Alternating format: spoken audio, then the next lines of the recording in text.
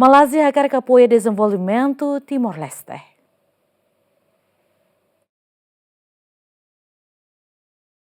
Primeiro-ministro Karela Xanana Gusmão simo visita ministro investimento comércio na indústria Malásia ho equipa. Ia surmutune ministro investimento comércio na indústria Malásia compromete a tu continua fo apoio para desenvolvimento ia Timor-Leste. Presença governante Malásia ne ia Timor-Leste a tu saisasi uma cerimônia assinatura mo entre companhia estatal Timor Gap EP ho companhia Veste Malásia e investimento projeto Tassimane. Sirsia cara que investe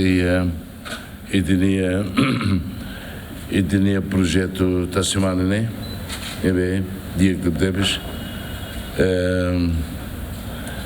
e da resvoto, como ia ser o Austrália bele, local na Laguna para ir assinar acordo, lá lá babe, lori, malu silsilo, bele mai mos investe.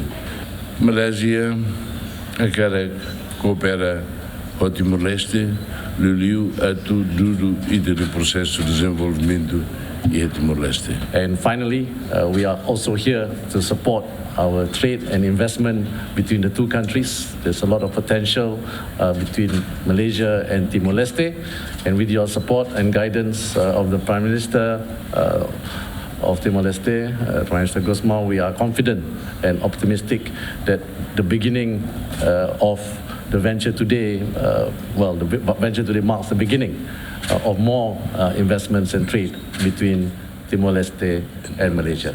Além de Malásia mostra commitmento de apoio a Timor-Leste a sai membro pleno Organização Regional ASEAN, ter compromisso neve antes primeiro-ministro Malásia Hatoona. Simão Ximenes, bem-vinda Ximenes, Yemen.